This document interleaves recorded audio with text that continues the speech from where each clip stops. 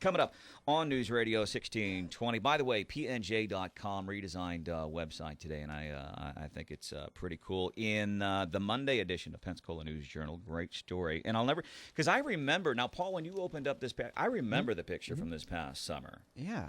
A young guy on there holding up a sign, says, "Mr. President, why did you wait so long?" The guy's name is Nathan Allen. And he was the one pictured holding up this sign. He's been kind enough to join us here in the studio to tell us a little bit more about the story.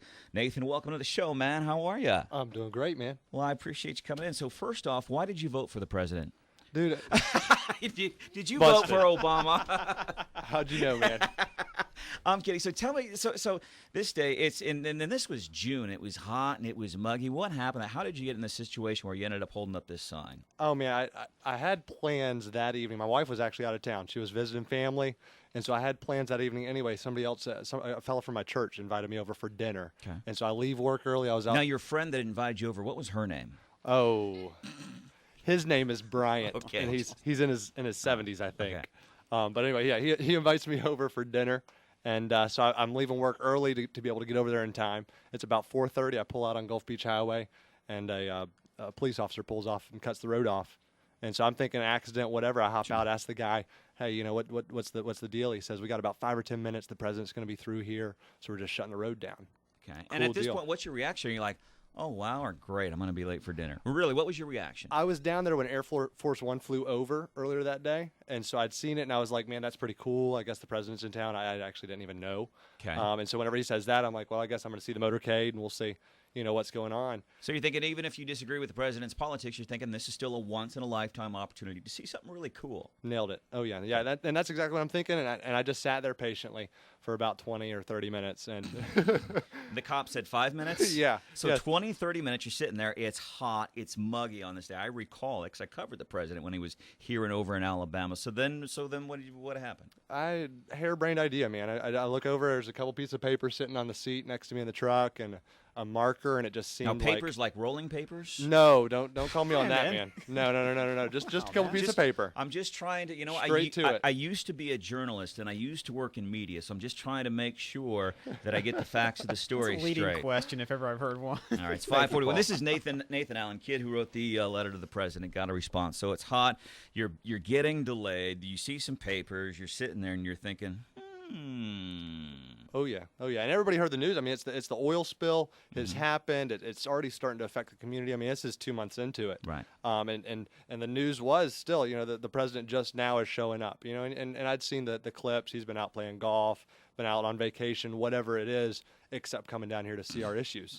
Oh, man. Okay. Right where I'm at. So And that's what you're thinking. in my head right then. Okay. And So you're, how do we say PO'd? Yeah, that's how we say it. Okay. Yeah. Excellent. Okay.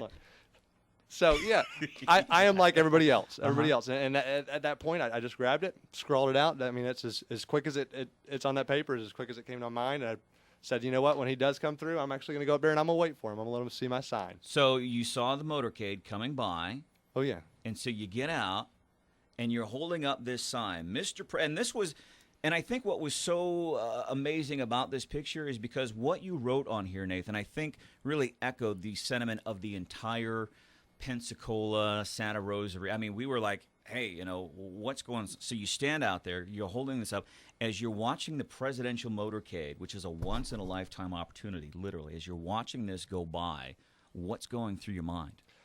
First off, it's, wow, that's a lot of police cars. And look at all those vans and cars Right, driving. right. Which one is he? That was really the big deal in my mind at the time. And sure enough, to this day, I'll say I saw him. Sitting in the back of his limo. I don't know if it was a Caddy or a Lincoln or what it was, but it was awesome.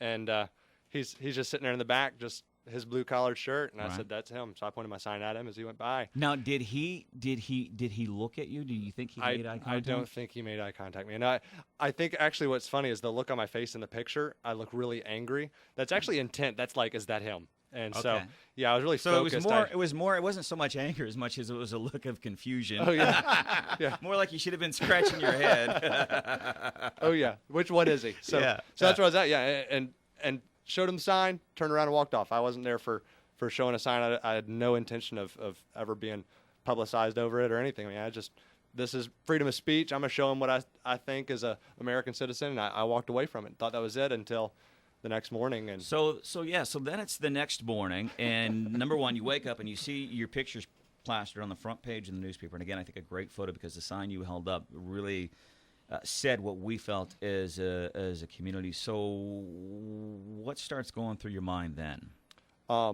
First and foremost, I'm freaking out because I really did not intend for it to be that way. I mean, I like I said, this was me, my message to the president, not to Pensacola, Okay. And so I was a little taken back that way, but I'm fine with it because, come on, really, it did take you a while to get here is the sentiment. And so I coming right into that next morning, did what anybody else would do. I went to the newspaper stand and bought every copy that was there. This is so awesome. Nobody's ever going to believe me unless they see it. And so yeah, I grabbed all the copies. Okay, so you have all the copies of let's now for just a few more minutes. I want to do a quick check of traffic. We'll come back. So I want to ask, before you wrote the letter to the president, I want to ask what you really wanted to say to the president. We'll talk about that coming up on News Radio 1620. It's Nathan Allen. He's the guy, local guy, wrote a letter to the president, got a response.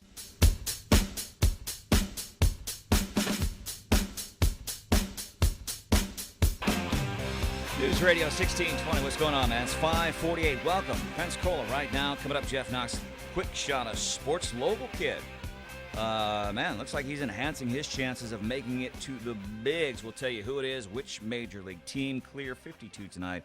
Sunny 69 tomorrow. Nathan Allen is visiting with us. He was the guy who wrote a letter to the president after he held up a sign during the presidential motorcade over the summer during the oil spill. Said, Mr. President, why did you wait so long? He's joining us in studio. So you tell us you're frustrated. It's hot. You're having to sit in traffic for 30 minutes. You hold up the sign. Was not really what you had intended. Next day, you say, man, I'm plastered all over the front page of the Pensacola News-Journal. You go out and you buy a bunch of copies.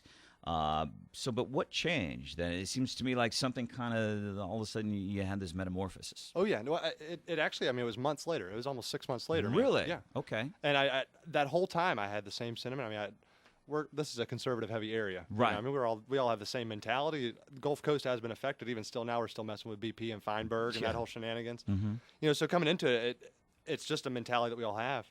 6 months later, about daily, I don't want to mislead you. I try to daily read my Bible. Right. And I go through my Bible and just walking through it, I'm reading up. I have a daily reflection book that I read. Okay. And I don't think I've ever shared that before. But yeah, I have a book I like to read every morning. Keeps me on track. Excellent. Mine's named the Bible. Okay. And it's a good one. The best one there is. Mine's the Guinness Book of World Records, but I read it every day. Sports Illustrated, Branden? No, but I was in there reading my Bible, and it's just kind of an evening thing, and reflect, just devote my time to it. And I came through this passage, and it just the passage struck me, and it was the passage they mentioned there, and the News Journal saying, the Apostle Paul, you familiar with him? The Apostle Paul had been smitten in the face and reviled, and he says, God smite you, and God revile you, and then he finds out that it was actually the leader of the Jewish people. At the time, the high priest that he was saying this to. So for you, it was about criticizing your leader. That's it. Yeah. Okay. So then this feeling must have grown so strong that you finally decided to take action. Yeah, it actually was immediately. I mean, I sat there, I read that, and my conscience just pricked me. Now, prior to that, had that bothered you at all?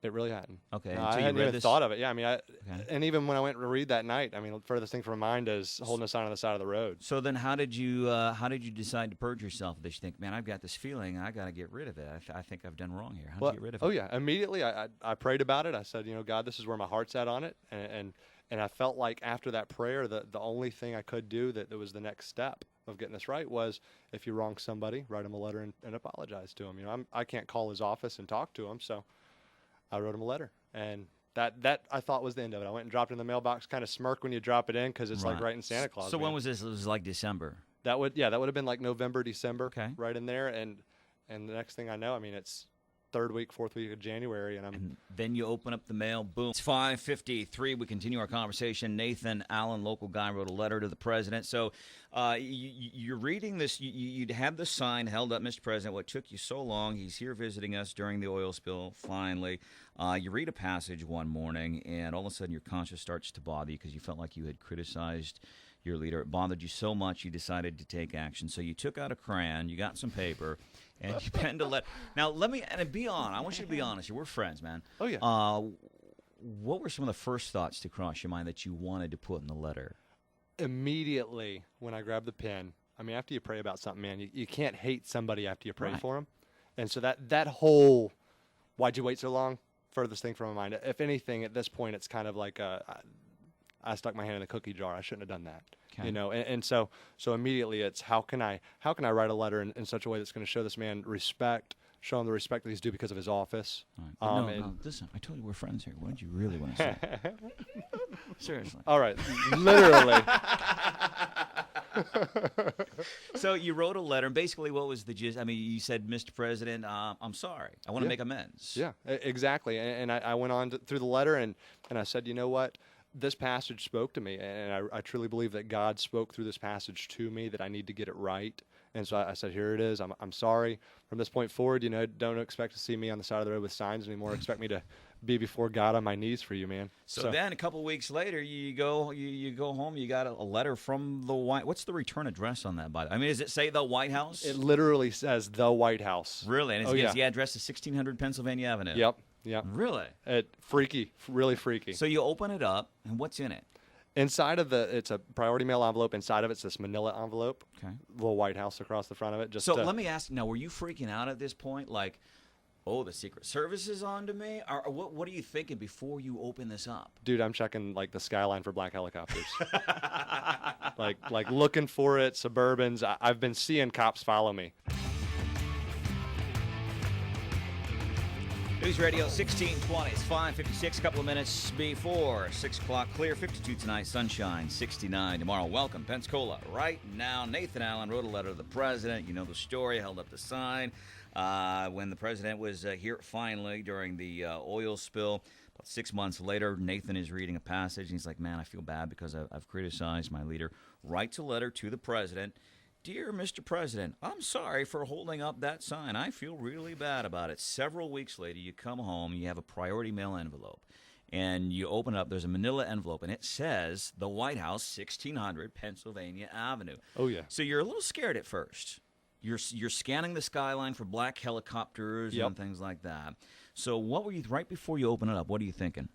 I'm thinking I just messed with the hornet's nest. This is Okay, so you open it up, and is it just literally a handwritten note, or is there anything else in the envelope? Yeah, in the envelope, there's 2 pieces of cardboard to keep Okay. it from getting bent, like ultra bent protection here. Okay. And then in between that's that card that they put on the front of the page there. Okay. And that card, I mean, you just read down through it, and I was like, well, he's cool with this. Okay. So you read it, and you're reading this.